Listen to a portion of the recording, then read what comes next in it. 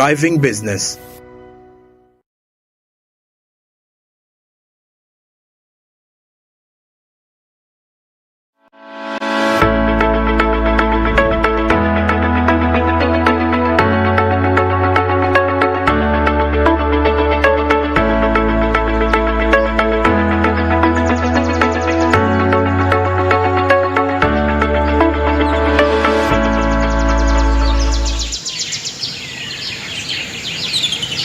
Good morning. Welcome to Smart Men's Business. I'm Anton Barija, and definitely with Marcy as we're going to be driving your business through today. Well, today being the 4th of January, definitely by no means it's quite a great day when it comes to the Commonwealth Speakers Conference that is going to that is scheduled to take place in Union. Of course, the kick started off yesterday, and today we shall be having sessions. It's going to just take about 4 days, but those 4 days I practically feel like they mean quite a lot to this country's economic development and aspirations come 2024. Yes, I believe that is true actually, and of course having the it's not the very first time it's happening. It has happened in other countries, but then for Uganda it's set another pleasure, having seen the different speakers of other countries coming in through Uganda to to see, and of course to actually discuss different parliamentary orders and sharing ideas on how to handle parliamentary sessions in different countries. Of course, it's good to always share, for the betterment of economic development. We share knowledge, they share, and we share as well. But of course, Uganda was, anticipating for this event actually, that is scheduled this month, the long-awaited event. We just left with a few days to quick start, and of course, everyone is in rush. The construction, the infrastructure, everything is in rush, and of course, the long-awaited the non-alignment movement and G77 summits that are going to be happening mid this month, and of course towards the end of this month. And of course quite lots of discussions have been rotating around this particular one, the Commonwealth Speakers Conference, but of course taking a look at most especially when it comes to the points of what is going to be discussed, of course climate change being part of the key aspects, but many of course critics come out to say that does the country really need this conference at such a time, and getting to understand whether some of the points of discussion are actually vital for Uganda's economic aspirations come 2024. But of course, since its inception, that is in 1989, the conference has been hosted definitely by the various member countries, which each has its unique economic landscape and definitely priorities at that time. And now the conference's impact definitely on the host nation's economy is definitely multifaceted, encompassing quite a number of aspects, and that is taking a look at increased tourism and investment, and of course influx of delegates and dignitaries, which can actually lead to a surge in tourism revenue and attraction that is of foreign investment, particularly in the hospitality and infrastructure sectors. But of course, this also comes at a time when we see quite a number of government people, most especially those that are working in for the government of Uganda, that were issued restrictions. Talking about travel restrictions, that is across different countries like the United Kingdom, talking about the United States of America. And of course, this is something that has been backed up by the political critics that go abroad, sharing a picture of Uganda as a nation that is insecure and unstable, abuse of human rights. And of course, that in a way has been affecting the investor confidence of the nation, and of course, leading to some bit of decline when it comes to the confidence of Uganda for investors. That means there is not really a favorable climate that will protect their assets. But now Uganda is here telling the world, wait, we are actually very fine. Because yesterday we had the Speaker of Ghana arrive, and today we have the Parliament of Ghana, rather. And now today we have more other delegates, roughly about 44, that are, of course, going to be attending. And of course, this is followed by the non-conference, like Marcius mentioned, the G77 still at the same time. And all these really are playing quite a great role. And when it comes to the common person, because the biggest question is that how is the common person really benefiting? Well, it's understandable. It's definitely the taxpayers' money that has been used to organize this conference. And of course, with an expenditure estimated about 1.8 to 9 billion probably. But of course, this is the least conference that Uganda has spent less money when it comes to catering for the delegates, the vehicles which they're going to really be driving. And of course, when it also comes to what is going to be given as gifts when it comes to these delegates, still the common person has been paid. The crafts, some of them are going to come with they're not coming alone. They're coming with quite a group of people, and definitely that they are going to be putting those incomes just right here. And of course, on average, as we see, an average tourist spends about $100 daily. That is considering accommodation, transport, and all that. Now, if we are to consider a conference of about 5,000 delegates, I'm assuming that, expect that. I mean, that is considering the non-alignment movement, the G77, and of course also the conference of speakers. So you multiply that by 100, that can give you quite a rough estimation of expenditure that is on a daily basis, and all of that is revenue that is coming to the country. But of course, the biggest picture is that are we learning from the Chogam incidents, or we're just starting afresh when it comes to understanding the relevance of these conferences? Uganda is already on the spotlight, on the global spotlight.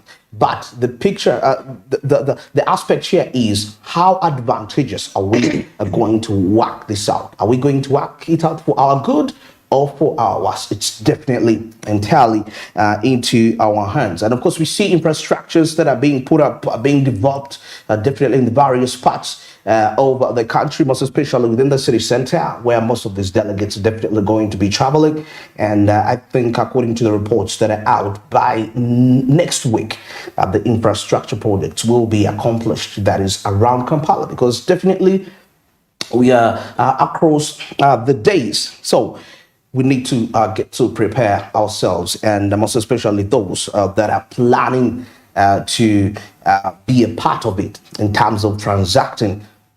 This is the time that we need to use. Now, of course, if we can take a look at the previous conferences, just a brief here. The Malta conference, which happened in 2003 in Malta, the conference led to significant increase in tourism and tourism arrivals and investment in the hospitality sector. Of course, different countries have been hosting, and it has been having an impact onto them, except for one country.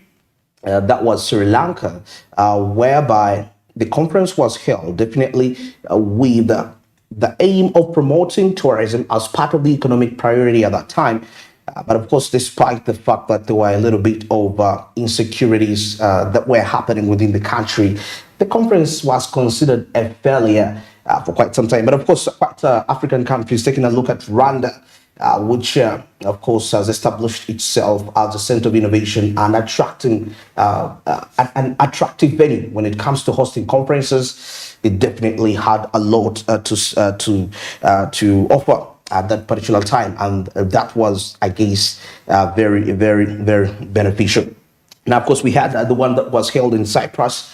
That was in 2019. Of course, it focused on youth engagement and culture exchange, promoting understanding and cooperation among diverse member countries. That was quite positive. The 2016, the Rwandan government leveraged of the conference to highlight its information communication technology development and governance reforms that is attracting investment in the in the technology sector, and also establishing itself as a hub of hosting conferences. Now, of course, we saw Trinidad and Tobago. That was in 2013, as the conference focused on promoting entrepreneurship and innovation, and leading to the launch of several new business initiatives and support programs at the same time. So that was quite positive. Now, for Uganda, of course, since the Chogam we hosted way back in 2007, this is the second major conference that we are hosting, some sort of an international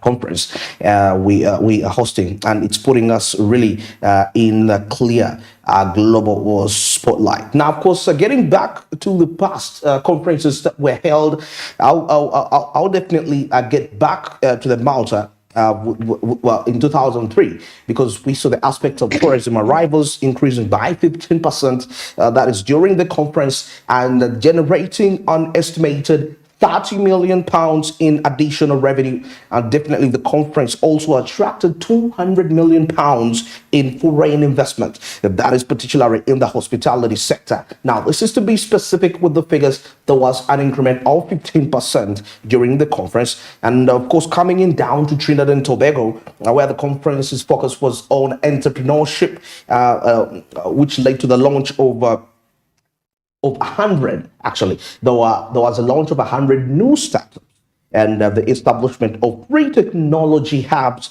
That is all within a year of the event. And definitely these initiatives created over 500 new jobs and generated an estimated of $5 million. That is in $5 million in investment. And of course, coming in to run the conference, which accelerated ICT development with initiatives like the e-government platforms, attracting $120 million in investment. And of course, we see that additionally, the conference generated a significant media average. Of course, position Rwanda as a leader in technological advancement. Of course, I mentioned about Sri Lanka, where the conference was considered a failure. That was way back in 2011. Despite the conference's focus on peace building, there was definitely limited progress of what was achieved due to the ongoing political instability at that time that was happening. While the tourism saw a slight increase, it also definitely fell short of expectations, and the conference failed to attract significant foreign investment or infrastructure upgrades. But of course, Sri Lanka should teach us an example that we actually have a big responsibility in terms of reforming the structures internally. If we are to observe progress of this conference, it's not automatic. Of course, I understand. There is this pride we have as a nation that we are hosting an international conference. But of course, that can only be fruitful if the conference is hosted in a nation with reformed framework structures, with reformed policies, with well-established and sound economic policies. Only that way shall we really see establishment. With Sri Lanka, that wasn't the case. It's not automatic that it will definitely happen that way. So that is quite something to look into. But we shall also take a look at the reasons why it failed actually to work out in Sri Lanka, despite the political instability that was happening at the time in the country Uganda. And what does that really mean to us when it comes to getting ready to exploit the opportunities, despite the fact that we've been given a chance to be on the global spotlight? Well, it's exactly 15 minutes past 7. Now, at this point in time, let's take a look at what's making headlines in the press.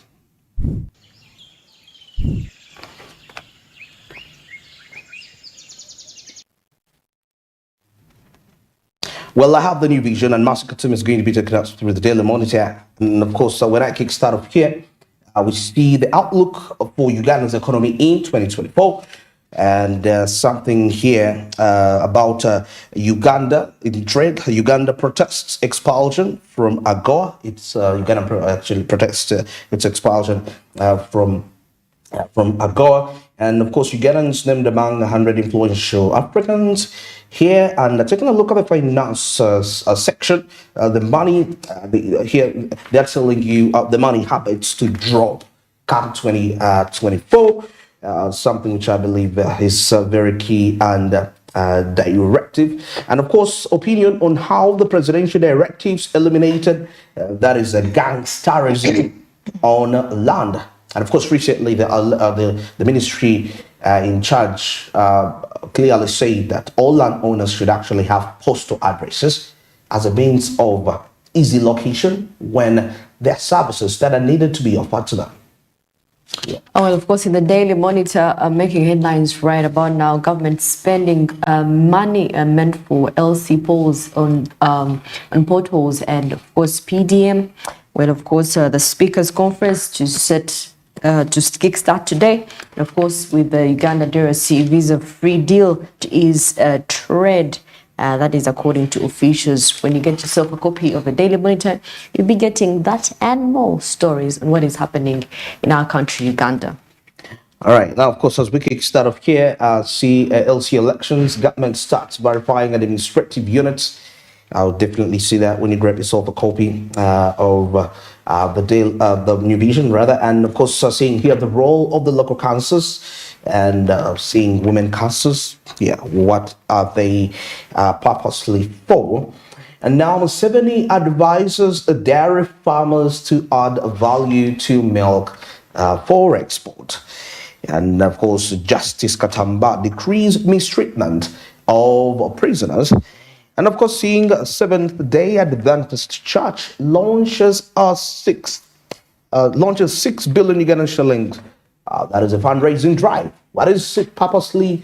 What is it purpose for? Grab yourself a copy, and you will be able to know that. An MP, Member of Parliament, Rico switches constituencies as a Moria woman MP waits. Why is that happening? Of course, there's more details on that. And of course, on Pastor Bujingu shooting, what exactly happened? Of course, the unanswered questions at this particular time. And of course, in the Daily Monitor, Uganda's annual inflation ends 2023 at 4.6%. Well, of course, Uganda registered a lower headline inflation of 4.6% for the year 2023 compared to 7.2% recorded in the same period in 2022. So there was a decline in inflation from 7.2, that was in 2022, 4.6, quite something interesting, hoping that this year around it will be even lower than 4.6. And of course, that still brings us back to the central bank's target to make sure that inflation is kept below 5%. Well, that is something in there. And seeing, of course, we've just concluded the festivities. We're already into the new year, but we need to understand that away from the celebrations, we have 138 friends of ours that have been admitted to Mulago over festive injuries. 138, that is quite upset from that. And of course, seeing Uganda protests ejection from AGOA. You can find that further for that. And Chinese enterprise contributions illuminate Uganda's educational landscape. Yeah, find that out and see what is it happening.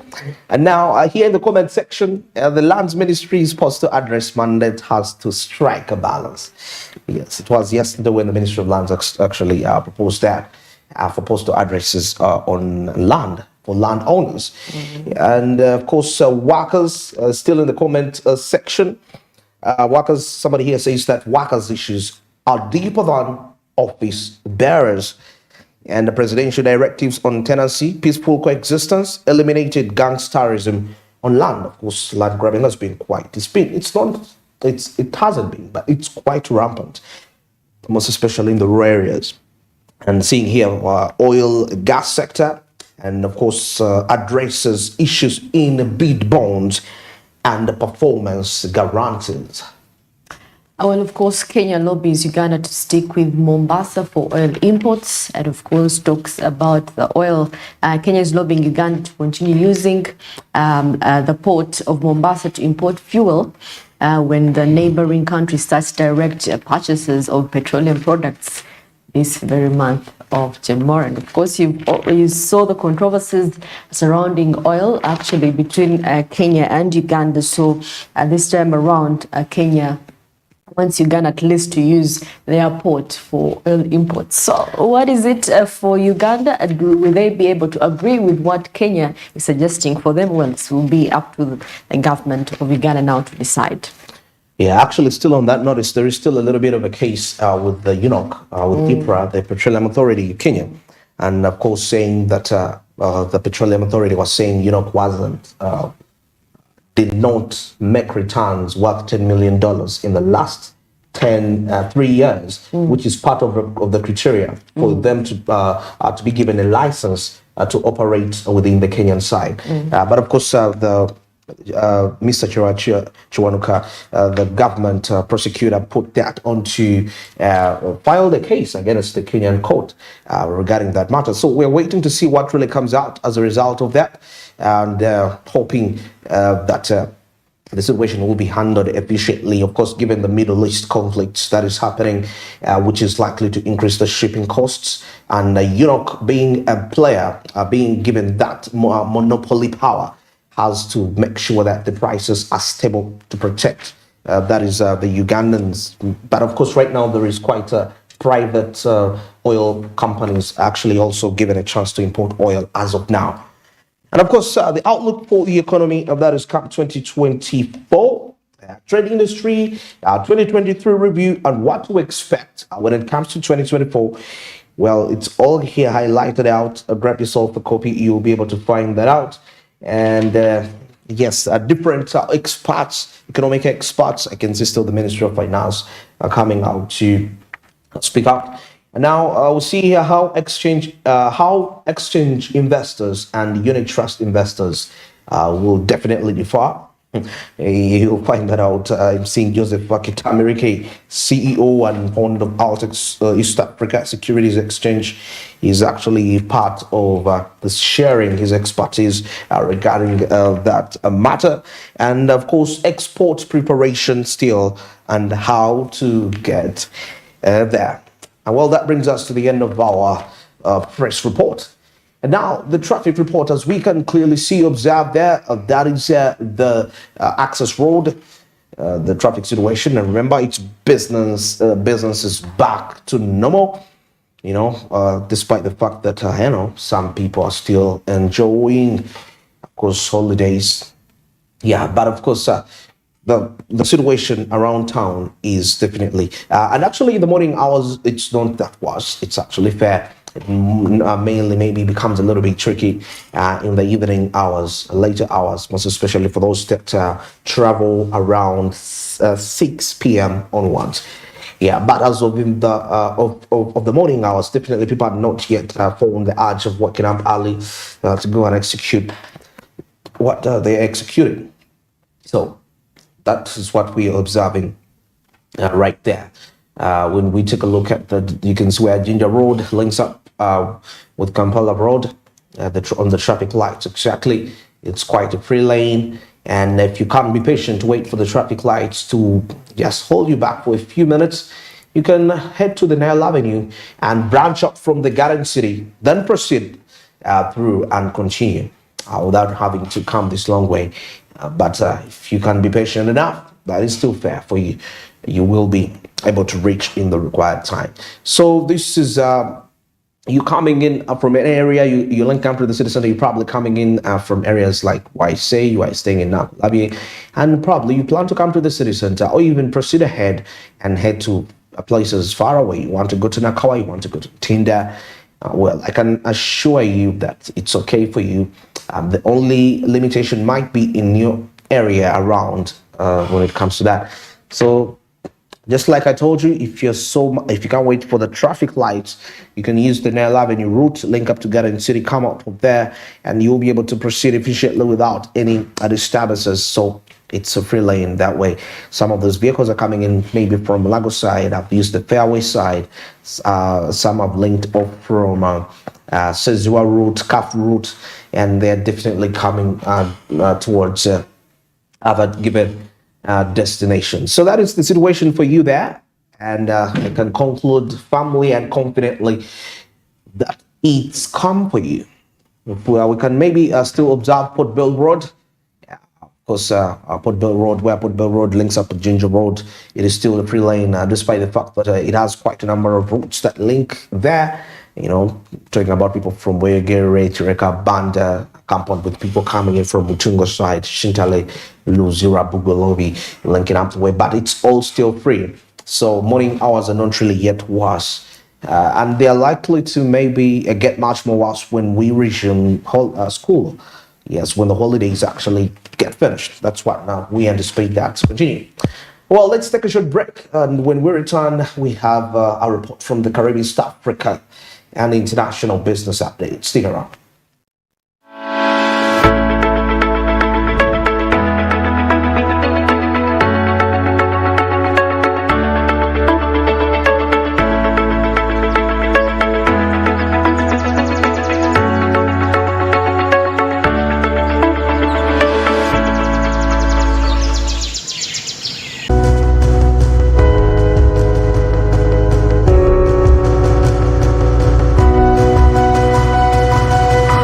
Smart 24, driving business.